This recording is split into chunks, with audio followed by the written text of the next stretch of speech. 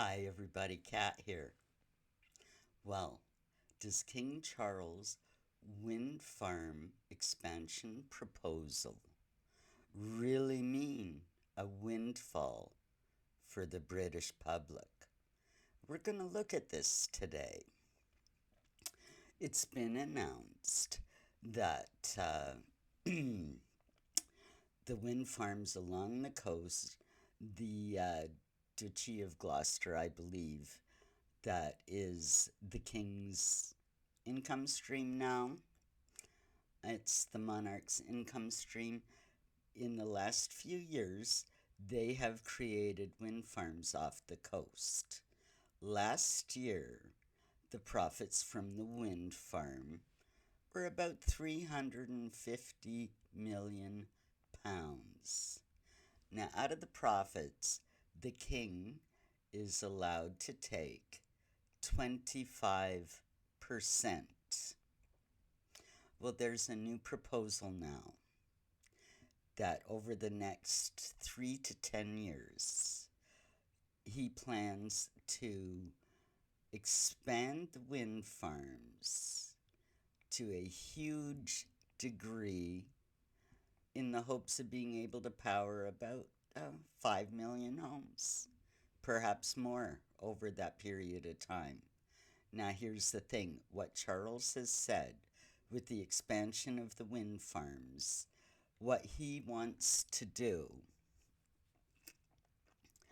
is take less than the 25% he is entitled to of the profits. And he wants to put that money back in the pockets of the British public. Very altruistic, very box ticking, very, clean energy, looks good on paper. He wants to give money back to the people. Well, let's really break this down. Right now, he's entitled to 25% of the profits. He is proposing to take less than that, put the money back in the pockets of the people. We haven't heard any numbers, though. Is he going to take 6% and give the rest of the money away? Or is he going to take, I'll take 24% and, toss $50 million. I'll let that go. We don't know. We don't have the numbers. We don't have the numbers. What we do know over the next 10 years with this proposed expansion, that his profits at 25% are going to soar to over $1 billion a year. That's at 25%. He says he wants to take less, but we don't have the money. We don't have the numbers. Is he going to take 24%? Is he going to take 5%? Just how much of this money is he willing to part with? And then we have the issue of, he says, okay, I don't want to take all this money. I want to give the money back to the people. That's kind of difficult. It sounds really good on paper. Box ticking, altruistic king wants to give back to his people. But here's the kicker.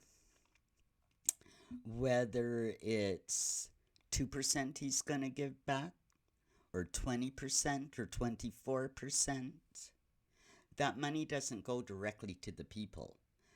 The money goes to the Treasury, the Chancellor of the Exchequer, that money goes into the public purse, the privy purse, I think they call it in Britain, for the government to use as they wish, really. So it doesn't go directly to the people. Now, Charles, as monarch, can advise and he can warn, and I suppose he can have discussions, and he can tell the government, what what he'd like to happen with this money. But once it goes into the privy purse, that's the government's remit. They can use it to build a road or a hospital or whatever, or send money to Ukraine. I mean, they can do whatever they want with it.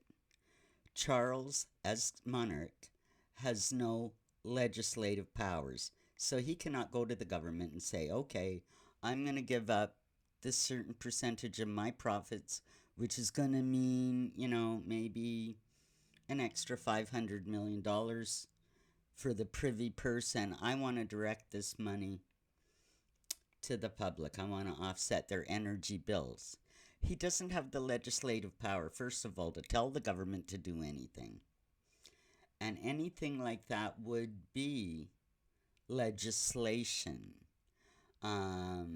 If the government wanted to do what Charles is suggesting and what he's saying he wants to do, they could do something like an energy tax rebate scheme. Say the quarterly profits from the wind farm go to the government, and they could say, okay, we're going to use this money and we're going to give every household a quarterly rebate check to offset their energy bills. They could do that if they wanted. They could legislate something like that and actually give the money back. But, do we really trust the government? There's so many problems with this. Even just putting forth some kind of legislation like that. The red tape. Well, who gets the money? Is it based on their taxable income?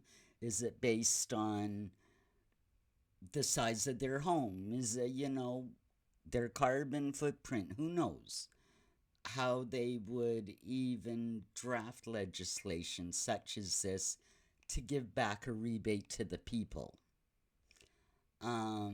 So there's a real difficulty in that. And Charles doesn't have any authority to say, this is how I want the money to be spent, this is where I want it to go. Unless Charles personally, had his accountant, I don't know what it's called in the palace, but, write checks directly to the public. There's no guarantee that the public's ever going to see this money. It goes into the treasury. It goes directly to the government. So as altruistic and box ticking and a king that wants to give back to his people, it sounds really, really good.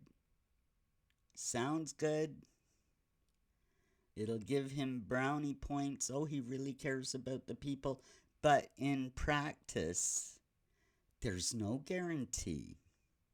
The only guarantee is whether Charlie takes 24% of the profits or 2% of the profits.